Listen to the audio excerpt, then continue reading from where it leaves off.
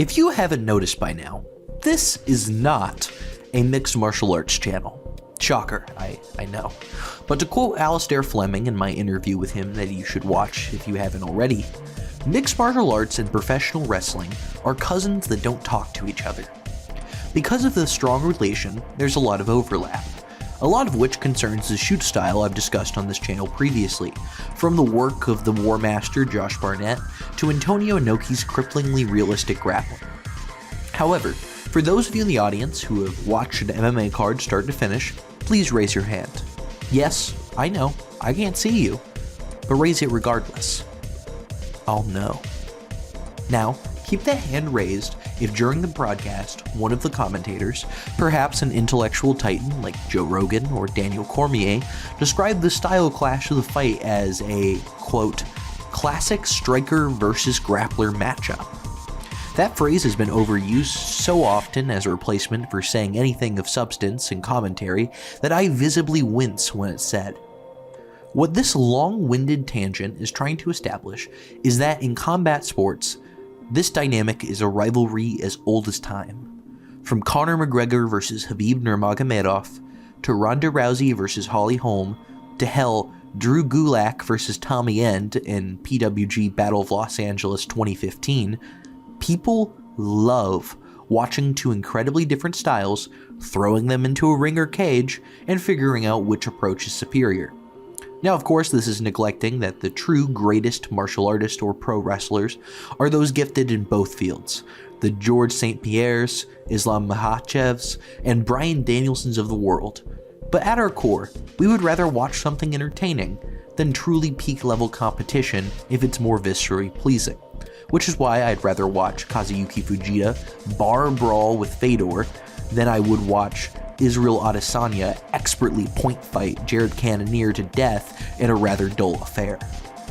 Far from being a genre of matchup limited to being great in shoot combat, I still adore this dynamic in a work. And where better to have art imitate life than in shoot style pro res? That's where UWF comes in, specifically the original iteration that even existed before mixed martial arts was a glimmer in the eyes of those Gracie cunts, or the lads from Pancrase. In many ways, the wrestlers had an impossible task, as they were essentially mimicking something that didn't exist yet, using their prior knowledge of what techniques worked best in a shoot and in their individual martial arts to produce a speculative future of sport.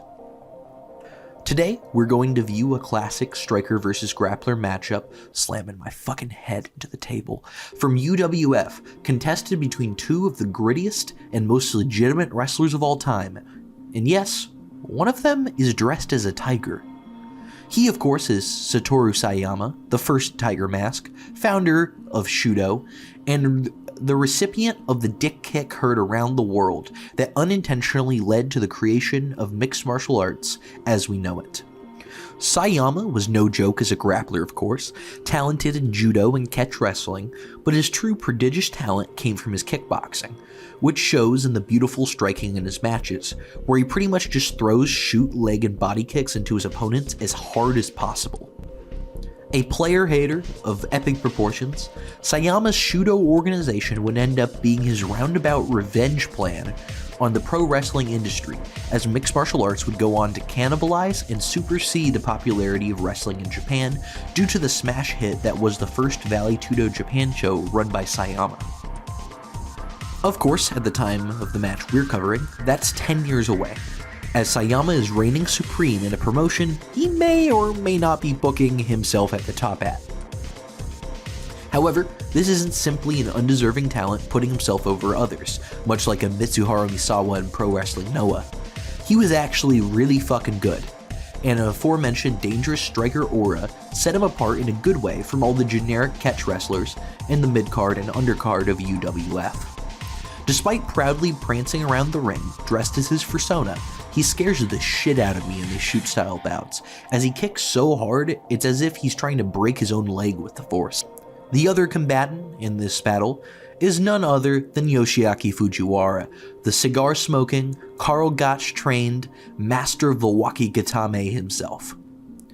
The cartoon icon for this channel is a caricature of him if you haven't noticed by now, and he's top 10 on my greatest wrestlers of all time list. Coming from a judo background, before becoming Antonio Inoki's bodyguard, he eventually began training in his own right, both in pro wrestling and catch wrestling, under Karl Gotch. He would go on to debut in New Japan in the early 70s, and the rest was history. He was a mid-card workhorse for most of his time in New Japan, notably doing a shoot headbutt competition with Olympic bronze medalist judoka Alan Koge, and becoming an incredibly hot babyface in a feud versus Riki Chosu. Looking for a place where he could make it to the top, he defected to the UWF, the original iteration that is, and in doing so, unknowingly became the not-so-invisible hand of professional wrestling and mixed martial arts of the 90s and 2000s, as he trained heavy hitters like Minoru Suzuki, Masakatsu Funaki, Ken Shamrock, and Yuki Ishikawa, who would go on to define a generation of ass-kickers in both shoot and worked combat.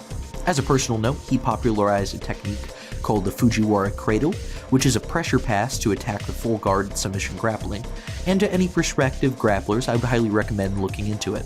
It's simple and neat, and I've gotten a lot of use out of it myself. The man deserves an entire 30+ minute video on him and him alone, and perhaps I will do it someday, but for our purposes today, he's one of the best to ever do it, both in pro wrestling and in the very early days of submission grappling.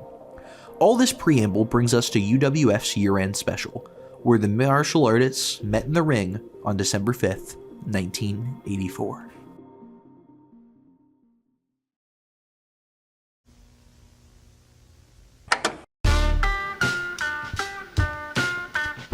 Drug dealer Benzes with gold diggers in them, and elevator condos on everything I love. This ain't a wave or a phase, cause all that shit fades. This lifestyle's forever when you made. They tweet about the length I made them wait. What the fuck you expect when a nigga got a cape and he's great? Ovens full of cakes that he bakes, still spreading paste. The love just accentuates the hate.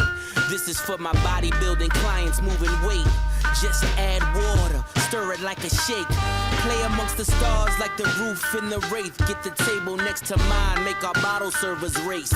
These are the games we play, we are the names they say. This is the drug money your ex-nigga claim he makes to all of my young niggas. I am your ghost in your raid. This is my purple tape, save up for rainy days and baby mama wishes. Along with the side bitches, they try to coexist, end up wishing you die bitches. Stood on every couch in the A at the black party, no jury on, but you richer than everybody. You laugh a little louder, the DJ say your name a little prouder, and we don't need a globe to show you the world is ours. We can bet 100,000 with my safe hold. My number's looking like a bank code. These are the games we play, we are the names they say. This is the drug money your ex-nigga claim he make. Ain't no stopping the champagne from popping the draws, from dropping the laws, from watching. With yay back chopping, the cars and the women come with options. Caviar facials remove the toxins. This ain't for the conscious, this is for the mud-made monsters who grew up on legends from out of Yonkers, influenced by niggas straight out of Compton. The scale never lies, I'm 2.2 incentivized. If you ain't energized like the bunny for drug money, or been paralyzed by the sight of a drug mummy, this ain't really for ya. This is for the Goya, Montoya, who said I couldn't stop then afforded me all their lawyers. The only kingpin who ain't sinking. Chess moves that made my third eye ain't blinking. Stay woke, nigga, or get out. Still pull them whips out, still spread the chips out. Might buy your bitch some new hips and yank a rib out. The message in this music all my niggas had to live out. These are the games we play, we are the names they say. This is the drug money your ex-nigga claim he made. Yeah!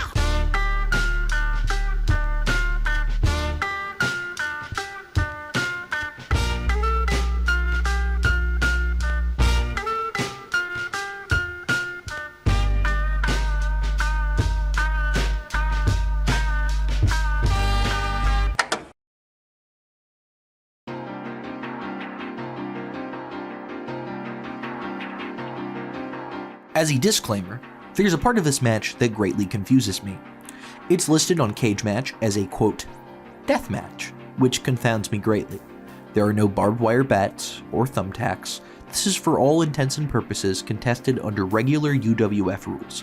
My guess is this is due to some sort of translation error regarding a slight change in the stipulation, but whatever that actually is, I couldn't detect it. If you figured it out, please let me know, but the categorization of it is greatly misleading to the actual content of the match.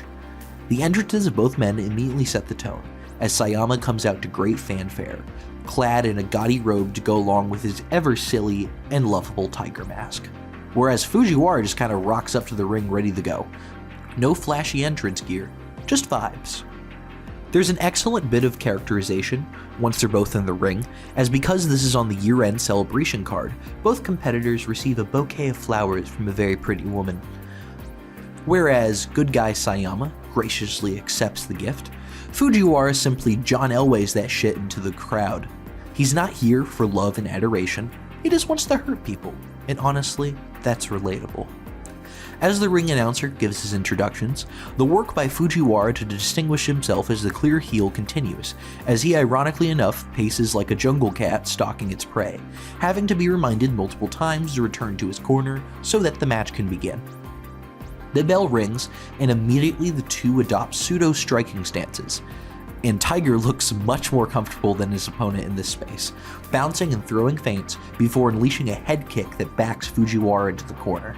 Not content to sit there and get pummeled, Fujiwara shoots a blast double leg, to which Tiger presents the resistance of a wet paper bag that's been chewed by a Rottweiler. A Kimura attempt by the arm lock kingpin follows, but is broken up by the ropes.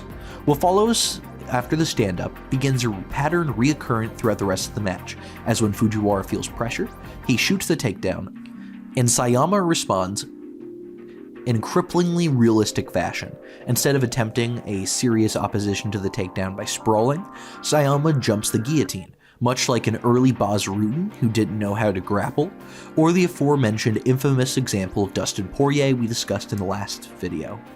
The fact that this meta existed before UFC 1 was even a glimmer in the Gracie's sideways blinking lizard eyes, or before Pancrase was a thing, is pretty hilarious to me. Unfazed by the submission acumen of a man dressed as an anime protagonist in a fistfight, Fujiwara picks up the feline foe and dumps him on his ass, as those who jump the gilly deserve.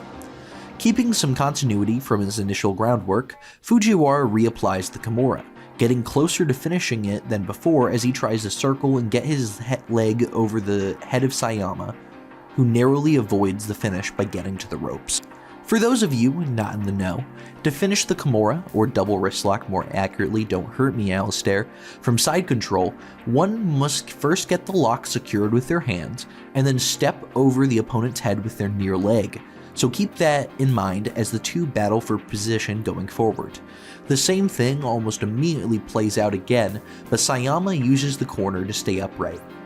Dancing to and fro, Sayama peppers Fujiwara with open-handed, flailing swipes one could generously call a strike, the same way one could generously call Ben Askren a professional boxer. But the real star here are his beautiful kicks, which mostly target the legs before Sayama flicks them towards the head. Super Tiger fucks around and finds out as he gets overzealous and allows Fujiwara to clinch, who grabs a body lock that looks like someone trying to wrangle a small child. Sayama does a flippy double wristlock thingy that's one of the sillier things to occur in this match, but he cannot get much going on the ground, as the catch wrestling commando bridges and takes his back, quickly going from a straight arm lock attempt to a scarf hold. The following next couple minutes are largely more of the same, so I'll abridge it and move on to the next notable thing, as what's hilarious is during the striking exchange, as Fujiwara imitates a Philly shell defensive stance popularized by boxers like Floyd Mayweather Jr. or MMA strikers like Deshaun Strickland. This act of silliness is punished with a foot sweep and a leg lock that can't get the job done. As we progress, this sort of exchange begins a pattern, as when Fujiwara tries to stand and strike, or Sayama tries to grapple, they often get karmically punished for trying to play in the other man's sandbox instead of sticking to their own. It becomes a martial arts dick measuring contest, which Fujiwara actually starts succeeding in by varying his targets and unleashing body shots, but of course eventually loses the exchange, being battered by clenched knees.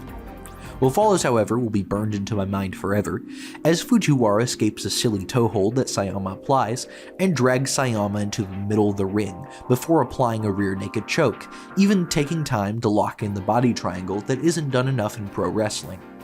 Much like Khabib or Fedor, who switch to a gable grip neck crank if they can't sink in the choke cleanly, Fujiwara eschews proper technique to just squeeze the life out of Tiger, and dear God is it disgusting.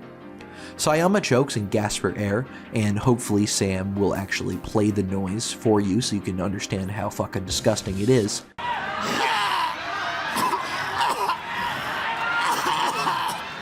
And his breathing is no doubt partially obstructed by the silly mask he's wearing, but it sounds less like a fight at this point, and more like a murder that happens to have been put to video. Sayama narrowly gets out of this hold, but from there we enter the most dominant momentum Fujiwara will have in this entire match, going from the armbar to crossface chicken wing to arm triangle choke. Sayama tries to do his own arm triangle in a minute, but Fujiwara counters with one of the most thoughtful little moves in this match as he grabs his own knee to alleviate pressure. Sayama loses control because he's not built for this mat stuff, and has to escape the ropes. Much like Bryan Danielson or his student Minoru Suzuki, Fujiwara keeps attacking after his foe has gotten to the ropes, and for those who have forgotten, he does indeed have until 5. Sayama keeps getting mauled, and he has to quit playing by Fujiwara's rules, so he remembers that he can kick harder than we all get looking at young Minoru Suzuki. BAM! A god-shattering kick to the abdomen that holds up today if you watch a striker like Sean O'Malley rips into the flabby stomach of Fujiwara, and it drops him faster than Adidas dropped Kanye West. With that, we have entered the stretch that makes this a certified CTE classic, as soccer kicks to the head of the grounded grappler are thrown to the point where it makes me actually uncomfortable. Fujiwara eventually tries to force a clinch to stop the onslaught, but gets tossed back to the ground. Rope-assisted knee drops to the cranium, adding insult to injury to head trauma. The last bit of offense Fujiwara can come up with is the tried and true shoot headbutt, but as Katsuyori Shibata will tell you, sometimes that headbutt hurts you far more than your opponent. Sayama continues to curb stomp Fujiwara like he's a member of Team Bucciarati, but the referee is forced to stop it. Despite the best efforts of the catch wrestling revolutionary, no man is stronger than the high emissary of the Just Bleed gods himself, the man known as Super Tiger.